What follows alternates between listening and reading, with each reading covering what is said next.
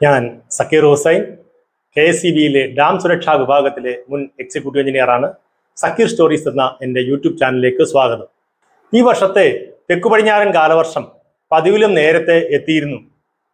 May 24 തന്നെ തെക്കു പടിഞ്ഞാറൻ കാലവർഷം എത്തിയതായി കാലാവസ്ഥാ നിരീക്ഷണ കേന്ദ്രം സ്ഥിരീകരിച്ചിട്ടുണ്ട്. ഇക്കാര്യങ്ങളും അതേപോലെ തന്നെ മഴയെ എങ്ങനെ അളക്കാം, മഴയെ മുന്നറിയിപ്പുകൾ എങ്ങനെയാണ് നൽകുന്നത് തുടങ്ങിയ മഴയെ സംബന്ധിച്ച വിവരങ്ങൾ തൊട്ടു മുമ്പത്തെ വീഡിയോയിൽ മഴ എന്ന വീഡിയോയിൽ നാം ചർച്ച ചെയ്യുകയുണ്ടായി. അത് കേൾക്കാത്തവർ അത് കേട്ടതിന് ശേഷം ഈ വീഡിയോ കേൾക്കുന്നതായിരിക്കും കൂടുതൽ പ്രയോജനപ്രദം എന്ന് തോന്നുന്നു. മഴ പെട്ടെന്ന് പെയ്തതുപോലെ തന്നെ നമ്മുടെ റിസർവോയറുകളിൽ ഈ വർഷം കഴിഞ്ഞ വർഷത്തെ അപേക്ഷിച്ച് കൂടുതലായി ജലനിരപ്പ് ഉണ്ടെന്നുള്ള കാര്യം നമുക്ക് എല്ലാവർക്കും അറിയാം. അപ്പൊ സാധാരണ റിസർവോയറുകൾ ചില സമയത്ത് തുറന്നു വിടാറുണ്ട്. അപ്പോൾ റിസർവോയറുകൾ KSEBയുടെ നിയന്ത്രണത്തിലുള്ള റിസർവോയറുകൾ എന്തുകൊണ്ട് തുറന്നു വിടുന്നു, എതുവഴി അത് തുറന്നു വിടുന്നത്, എപ്പോഴാണ് തുറന്നു വിടുന്നത്, എങ്ങനെയാണ് അത് തുറന്നു വിടുന്നത് തുടങ്ങിയ കാര്യങ്ങളാണ് നാം ഈ വീഡിയോയിൽ ചർച്ച ചെയ്യുന്നത്. KSEBയുടെ നിയന്ത്രണത്തിലുള്ള പ്രധാന സ്റ്റോറേജ് റിസർവോയറുകൾ 5 എണ്ണമാണ്.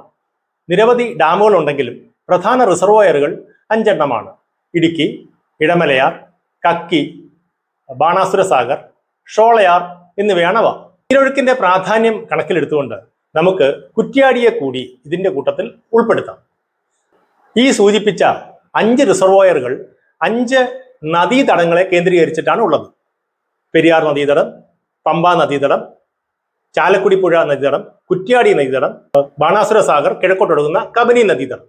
അതായത് KSEBയിലെ ഡാമുകളിൽ നിന്നും വെള്ളം തുറന്നു വിടുന്നത് മൂലം ബാധിക്കുന്ന പ്രധാനമായി ഈ 5 നദികളിലെ ഈ പറഞ്ഞ നദീതടങ്ങളിൽ കൂടി ഒഴുകുന്ന പ്രധാന 5 നദീതടങ്ങളിലെ ജലപ്രവാഹത്തിൽ മാത്രമേ ചെറിയ നിയന്ത്രണമെങ്കിലും വരുത്തുവാൻ KSEBക്ക് കഴിയുന്ന വീഡിയോയിൽ നാം സൂചിപ്പിച്ചിരുന്നു. കേരളത്തിൽ വാർഷികമായി പെയ്യുന്ന മഴയുടെ അളവ് 2890 മില്ലിമീറ്റർ ആണെന്ന്. അത് ശരി, ഏകദേശം നമുക്ക് 3000 മില്ലിമീറ്റർ എന്നെടുക്കാം. ഈ 3000 മില്ലിമീറ്റർ മഴ പെയ്യുന്നത് മൂലം കേരളത്തിലെ നദികളിൽ കൂടി ആകെ ഉണ്ടാകുന്ന ജലപ്രവാഹം 78,000 മില്യൺ ക്യൂബിക് മീറ്റർ, ദശലക്ഷം ക്യൂബിക് മീറ്റർ ജലമാണ് ഈ മഴ മൂലം കേരളത്തിലെ നദികളിൽ കൂടി ഒഴുകാനിടയുള്ളത്. അതിന്റെ വെറും 7.4% മാത്രമേ ശേഖരിക്കുവാൻ, അതായത് 5806 മില്യൺ ക്യൂബിക് മീറ്റർ വെള്ളം ശേഖരിക്കുവാൻ മാത്രമേ കേരളത്തിലെ എല്ലാ ഡാമുകൾക്കും കൂടി കഴിയുകയുള്ളൂ. ബാക്കിയുള്ള മുഴുവൻ ജലവും കടലിലേക്ക് അങ്ങനെ തന്നെ ഒഴുകിപ്പോവുകയാണ്. കേരളത്തിൽ ശേഖരിക്കപ്പെടുന്ന ഈ 5806 ദശലക്ഷം ക്യൂബിക് മീറ്ററിന്റെ 61%, 3532 മില്യൺ ക്യൂബിക് മീറ്റർ മാത്രമേ ഇലക്ട്രിസിറ്റി ബോർഡിന്റെ KSEBയുടെ നിയന്ത്രണത്തിലുള്ള ഡാമുകളിൽ ശേഖരിക്കുവാൻ കഴിയുകയുള്ളൂ. എന്തുകൊണ്ടാണ് ഡാം തുറക്കൽ ആവശ്യമായി വരുന്നത് എന്ന് നോക്കാം. ഓരോ അണക്കെട്ടും രൂപകൽപ്പന ചെയ്തിരിക്കുന്നത് ഒരു ദീർഘകാല കാലയളവിൽ ആ നദീതടത്തിൽ ഉണ്ടായിട്ടുള്ളതോ അല്ലെങ്കിൽ ഉണ്ടാകാൻ സാധ്യതയുള്ള ഏറ്റവും വലിയ തീവ്ര പ്രളയത്തിൽ സംഭവിക്കാൻ സാധ്യതയുള്ള ഉയർന്ന നീരൊഴുക്ക് കണക്കിലെടുത്തുകൊണ്ടാണ്.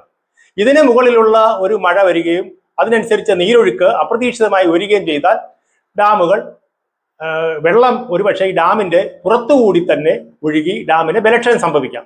അതുകൊണ്ട് അത് ആ ഘട്ടം എത്തുന്നതിന് മുമ്പ് നിയന്ത്രിത അളവിൽ വെള്ളം പുറത്തേക്ക് ഒഴുക്കേണ്ടി വരും. ഇതാണ് സാധാരണ പ്രളയകാലത്തുള്ള അല്ലെങ്കിൽ ഡാം തുറന്നു വിടുക എന്ന് പറയുന്നത്. ഇതാണ് നമുക്ക് എല്ലാവർക്കും ബാധിക്കുന്ന, നമുക്കെല്ലാം താല്പര്യമുള്ള വിഷയം ഇതാണ്. മറ്റ് സാഹചര്യങ്ങളിലും നമ്മൾ ഡാമുകൾ തുറന്നു വിടാറുണ്ട്. ഒരുപക്ഷെ മറ്റെന്തെങ്കിലും കാരണവശാൽ ഡാമുകൾക്ക് ബലക്ഷയം സംഭവിച്ചു, ഡാമിന് സുരക്ഷിതമല്ല എന്ന് അതിന്റെ ഉദ്യോഗസ്ഥന്മാർക്ക് തോന്നിക്കഴിഞ്ഞാൽ അതും വെള്ളം തുറന്നു കളയാറുണ്ട്. ഒരുപക്ഷെ താഴ്ഭാഗങ്ങളിൽ വേനൽക്കാലത്ത് കുടിവെള്ളത്തിനായിട്ടൊക്കെ വെള്ളം ആവശ്യം വന്നു, അല്ലെങ്കിൽ മറ്റെന്തെങ്കിലും വള്ളംകളി നടത്തുവാൻ വേണ്ടി പോലും നമ്മൾ ഡാമുകൾ തുറന്നു വിട്ട് വെള്ളം കൊടുക്കാറുണ്ട്. ഇനി ഡാമിൽ നിന്ന് വെള്ളം എടുത്ത് ഉപയോഗിക്കുന്ന ഇറിഗേഷൻ പ്രോജക്റ്റിന്റെ കനാലുകളോ അല്ലെങ്കിൽ പവർ ഹൗസിൽ എന്തെങ്കിലും കേടുപാടുകളോ ഒക്കെ സംഭവിച്ചു കഴിഞ്ഞാലും വെള്ളം നമുക്ക് മറ്റു മാർഗം വഴി തുറന്നു വിടേണ്ടതായിട്ട് വരും, ഡാം നിറയാതിരിക്കാനുമായി. അപ്പൊ പ്രധാനമായിട്ടും നമ്മൾ ചർച്ച ചെയ്യുന്നത് പ്രളയം മുഖാന്തരം, അതാണല്ലോ നമുക്ക് കൂടുതൽ പ്രശ്നമായി തോന്നുന്നത്. എങ്ങനെ വെള്ളം തുറന്നു വിടുന്നു എന്നാണ്. അണക്കെട്ടുകളിൽ നിന്നും വെള്ളം എതുവഴിയാണ് തുറന്നു വിടുന്നത്? നമുക്കറിയാം, സാധാരണ ഒരു അണക്കെട്ടിൽ നിന്നും വെള്ളം തുറന്നു വിടുന്ന വഴിയെ സ്പിൽവേ ഷട്ടറുകൾ അല്ലെങ്കിൽ ഗേറ്റുകൾ എന്നാണ് പറയുന്നത്. ഒരു റിസർവോയറിന്റെ കപ്പാസിറ്റിയുടെ ഏകദേശം 70% അല്ലെങ്കിൽ 80% ലെവലിന്റെ മുകളിലാണ്, ഏറ്റവും മുകളിലായിട്ടാണ് ഇങ്ങനെയുള്ള ഗേറ്റുകൾ സ്ഥാപിച്ചിരിക്കുന്നത്.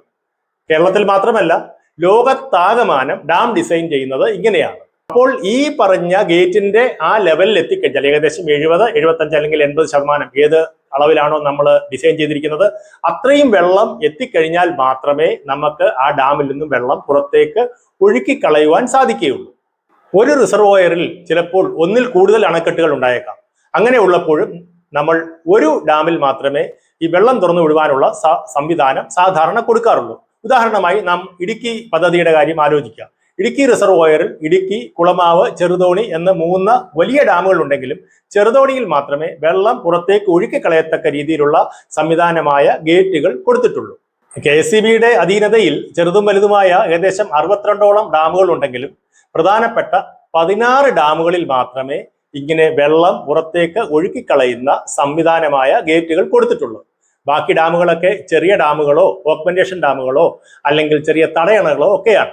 നമുക്ക് ന്യായമായ ഒരു സംശയം വന്നേക്കാം, എന്തുകൊണ്ടാണ് ഈ ഡാമിന്റെ മുകൾ വശത്ത് മാത്രം ഗേറ്റുകൾ കൊടുക്കുന്നത്, താഴ്വശത്ത് ഗേറ്റുകളും വാൽവുകളും ഒന്നും കൊടുക്കുകയില്ലേ എന്ന്? അങ്ങനെ ചോദിച്ചു കഴിഞ്ഞാൽ ഉണ്ട്, തീർച്ചയായിട്ടും മിക്കവാറും എല്ലാ ഡാമുകൾക്കും തന്നെ ഏറ്റവും താഴത്തെ ലെവലിൽ നമ്മൾ 1-2 സ്ലൂയിസ് ഗേറ്റുകളോ അല്ലെങ്കിൽ വാൽവുകളോ കൊടുക്കാറുണ്ട്. ഇത് അധിക ജലം, പ്രളയജലം ഒഴുക്കിക്കളയുക എന്ന ഉദ്ദേശത്തിൽ കൊടുക്കുന്നതല്ല, മറിച്ച് ഈ റിസർവോയറിൽ പലപ്പോഴും ചെളിയും എക്കലും മണ്ണും ഒക്കെ അടിഞ്ഞുകൂടാറുണ്ട്. ഇങ്ങനെ അടിഞ്ഞുകൂടുന്ന മണ്ണും ചെളിയും ഒക്കെ തുറന്നുവിട്ട് പുഴയിലേക്ക് തന്നെ തുറന്നുവിട്ട് കളയുവാൻ വേണ്ടിയിട്ടുള്ള സംവിധാനങ്ങളാണ്. വളരെ അടിയന്തര ഘട്ടങ്ങളിൽ മാത്രമേ ഒരു റിസർവോയറിലെ ജലക്രമീകരണത്തിനായി ഈ ഗേറ്റുകൾ അല്ലെങ്കിൽ വാൽവുകൾ നാം ഉപയോഗിക്കാറുള്ളൂ. എപ്പോഴാണ് ഡാം തുറക്കുന്നത് എന്ന് നമുക്ക് നോക്കാം. സ്വാഭാവികമായിട്ടും ഡാം നിറയുമ്പോൾ. ഈ ഘട്ടത്തിൽ 2 പദങ്ങൾ കൂടി നാം പരിചയപ്പെടേണ്ടിയിരിക്കുന്നു. FRL എന്നതും MWL എന്നതും. FRL എന്നാൽ ഫുൾ റിസർവോയർ ലെവൽ, പൂർണ്ണ സംഭരണ നില. ഒരു റിസർവോയറിൽ ഡിസൈൻ ചെയ്തേക്കുന്നത് ആ റിസർവോയറിൽ സ്ഥിരമായി നിർത്താവുന്ന ഏറ്റവും ഉയർന്ന ലെവൽ, അതാണ് FRL എന്ന് പറയുന്നത്. FRL ലെവലിൽ വെള്ളം എത്തിക്കഴിഞ്ഞാൽ നാം ഉടൻ തന്നെ ആ റിസർവോയറിന്റെ ഗേറ്റുകൾ തുറന്ന് വെള്ളം ഒഴുക്കിക്കളയാറുണ്ട്. എന്നാൽ എന്താണ് MWL? ഇങ്ങനെ FRL നിൽക്കുന്ന ഒരു റിസർവോയറിൽ പെട്ടെന്ന് ഒരു ഇൻഫ്ലോ വരികയും ഒരു വലിയ നീരൊഴുക്ക് വരികയും വെള്ളം ഉയരുകയും ചെയ്താൽ ഡാം തകരാതെ പരമാവധി ഉയരത്തിൽ എത്ര വരെ നമുക്ക് വെള്ളം നിർത്താൻ പറ്റും എന്നുള്ളതാണ് MWL. FRL എത്തുമ്പോൾ തന്നെ നമ്മൾ ഡാം തുറന്നു വെക്കും. MWLന്റെ മുകളിലേക്ക് ഒരു കാരണവശാലും നാം വെള്ളം നിർത്തുകയില്ല. അത് ഡാമിന്റെ ബലത്തിനെ ബാധിക്കാൻ ഇടയുണ്ട്. നമുക്കൊരു ഉദാഹരണം നോക്കിക്കഴിഞ്ഞാൽ ഇടുക്കി പദ്ധതിയുടെ ഇടുക്കി റിസർവോയറിന്റെ FRL എന്ന് പറയുന്നത് 2403 അടിയും MWL മാക്സിമം വാട്ടർ ലെവൽ എന്ന് പറയുന്നത് 2408.5 അടിയുമാണ്. ഞാനിപ്പോൾ പറഞ്ഞതുപോലെ FRL ലെവലിൽ എത്തുമ്പോഴാണ് ഡാം തുറക്കുന്നതെന്ന്. ആ ലെവലിൽ എത്തിയാൽ ഡാം തുറന്നാൽ മതിയോ? ന്യായമായിട്ട് നമുക്കൊരു സംശയം ഉണ്ടാകാം. നിങ്ങൾ കുറച്ച് നേരത്തെ തുറക്കേണ്ടി വരില്ലേ? നമുക്ക് അതിനെക്കുറിച്ച് എങ്ങനെയാണെന്ന് ആലോചിക്കാം. ഇപ്പൊ ജൂൺ മാസത്തിൽ തന്നെ, ഇപ്പൊ ഈ വർഷത്തെ പോലെയുള്ള ജൂൺ മാസത്തിൽ കൂടുതൽ മഴ പെയ്തു, അല്ലെങ്കിൽ മെയ് മാസത്തിൽ കൂടുതൽ മഴ പെയ്തു, ജൂൺ മാസത്തിൽ കൂടുതൽ മഴ പെയ്താൽ നമുക്കറിയാം ജൂലൈയിലും ആഗസ്റ്റിലും ഒക്കെ മഴ പെയ്യാനിടയുണ്ട്. ആ ഓരോ മാസത്തിലും ഓരോ 10 ദിവസങ്ങളിലും എത്ര ഇൻഫ്ലോ നമുക്ക് ദീർഘകാല ശരാശരി അനുസരിച്ച് എത്ര ഇൻഫ്ലോ നമുക്ക് കിട്ടുമെന്നുള്ളത് നമ്മുടെ കയ്യിൽ കണക്കുണ്ട്.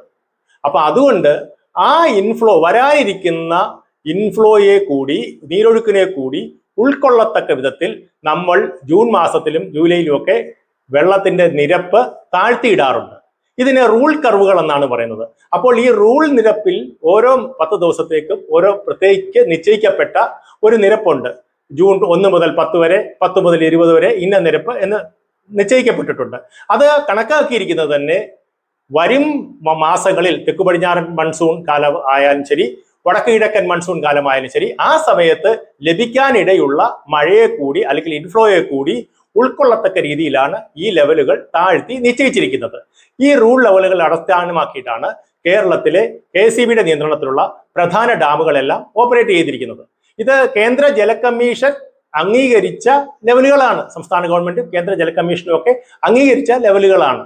നിരവധി പഠനങ്ങൾക്കും പരിചയ സമ്പന്നതയുടെയും അടിസ്ഥാനത്തിൽ ആണ് ഇത്തരം കണക്കുകളും ലെവലുകളും ഒക്കെ ഫിക്സ് ചെയ്തിരിക്കുന്നത്. കേന്ദ്ര ജല കമ്മീഷന്റെ നിബന്ധന അനുസരിച്ച് 200 ദശലക്ഷം ക്യൂബിക് മീറ്റർ അതിൽ കൂടുതൽ കപ്പാസിറ്റി ഉള്ള റിസർവോയറുകൾക്ക് മാത്രമേ ഇങ്ങനെയുള്ള റൂൾ കർവുകൾ ആവശ്യമുള്ളൂ. എങ്കിലും കേരളത്തിൽ അതിൽ കുറവുള്ള ഷോളയാർ ഉൾപ്പെടെയുള്ള റിസർവോയറുകൾക്ക്, പ്രധാന റിസർവോയറുകൾക്കെല്ലാം ഇടുക്കി, ഇടമലയാർ, കക്കി, ബാണാസുര സാഗർ, ഇവയ്ക്ക് ഷോളയാർ ഈ 5 ഡാമുകൾക്കും റൂൾ ലെവലുകൾ നിശ്ചയിച്ചിട്ടുണ്ട്. പ്രധാന ഡാമുകൾ ഇവയാണ്.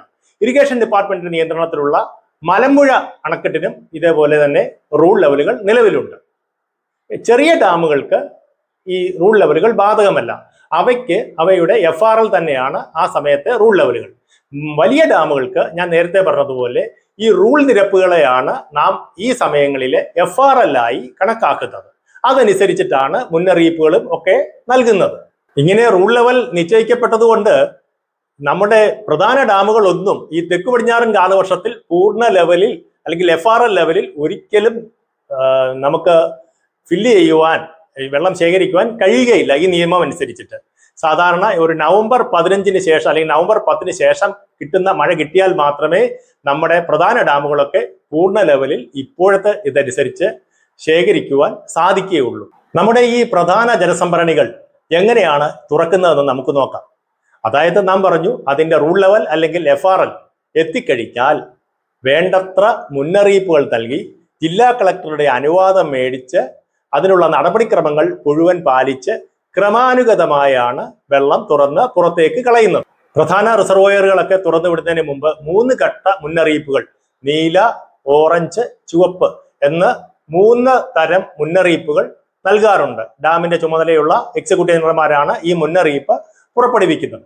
അതേപോലെ തന്നെ ഡാം തുറന്നുവിടേണ്ട ഘട്ടത്തിൽ സംസ്ഥാന സർക്കാരിന്റെ ഓറഞ്ച് ബുക്കിൽ പറഞ്ഞ, ഓറഞ്ച് ബുക്ക് എന്താണെന്ന് നാം നേരത്തെ ഒരു വീഡിയോയിൽ ചെയ്തിട്ടുണ്ട്, ഓറഞ്ച് ബുക്കിൽ പറഞ്ഞ അതേപോലെ അടിയന്തര കർമ്മ പദ്ധതി, എമർജൻസി ആക്ഷൻ പ്ലാൻ, ഒരു ഡാം തകരുകയോ അല്ലെങ്കിൽ ഡാം മുഖാന്തരം കൂടുതൽ വെള്ളപ്പൊക്കം ഉണ്ടാവുകയോ ഒക്കെ ചെയ്താൽ ഓരോ ഏജൻസികളും, ബന്ധപ്പെട്ട ഏജൻസികളും എന്ത് ചെയ്യണമെന്ന് വിശദമായി വിവരിക്കുന്ന സർക്കാരിന്റെ അംഗീകരിച്ച രേഖയാണ് എമർജൻസി ആക്ഷൻ പ്ലാൻ.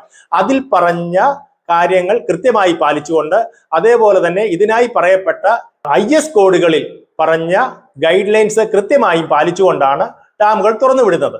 കളക്ടർ അനുവാദം നൽകണമെന്ന് ഞാൻ നേരത്തെ പറഞ്ഞു. ഒരു കളക്ടർ ചുമ്മാതെ അനുവാദം നൽകുകയല്ല.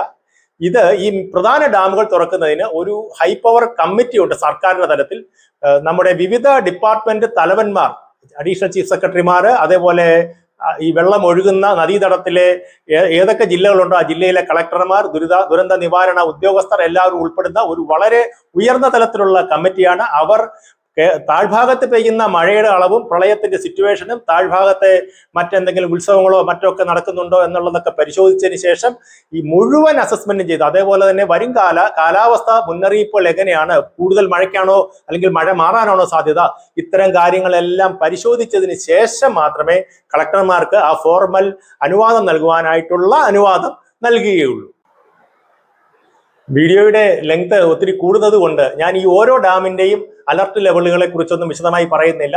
ഓരോ ഡാമുകളെ കുറിച്ച് വളരെ വിശദമായി, ഓരോ ഡാമുകളിലും ഏത് ജലനിരപ്പിലാണ് അലർട്ടുകൾ പ്രഖ്യാപിക്കുന്നത്, അതിൽ തുറന്നുവിടുന്ന വെള്ളം ഏതൊക്കെ സ്ഥലങ്ങളിൽ കൂടിയാണ് ഒഴുകുന്നത്, ഏതൊക്കെ പഞ്ചായത്തുകളെയാണ് അത് ബാധിക്കുന്നത്, ഏതൊക്കെ പാലങ്ങളാണ് മുങ്ങിപ്പോകാൻ സാധ്യതയുള്ളത് തുടങ്ങിയ വിശദമായ വിവരങ്ങൾ അടങ്ങിയ ചെറിയ വീഡിയോകൾ തുടർന്നുമുണ്ടാകും. ഈ വീഡിയോ കേട്ടപ്പോൾ നിങ്ങൾക്ക് എന്തെങ്കിലും സംശയം ഉണ്ടായിട്ടുണ്ടെങ്കിൽ അത്തരം സംശയങ്ങളോ അല്ലെങ്കിൽ നിങ്ങളുടെ അഭിപ്രായങ്ങളോ കൂടുതൽ പോയിന്റ്സോ ഒക്കെ അറിയാമെങ്കിൽ ഇതിന്റെ കമന്റ് ബോക്സിൽ രേഖപ്പെടുത്തുക. ഈ ചാനൽ സബ്സ്ക്രൈബ് ചെയ്തിട്ടില്ലാത്തവർ സബ്സ്ക്രൈബ് ചെയ്യുക. ഈ അറിവ് മറ്റാർക്കെങ്കിലും പ്രയോജനപ്രദമാകുമെന്ന് നിങ്ങൾക്ക് തോന്നുന്നുണ്ടെങ്കിൽ അവർക്ക് ഇത് ഷെയർ ചെയ്ത് കൊടുക്കുക. മറ്റ് വീഡിയോകളുമായി വീണ്ടും കാണാം.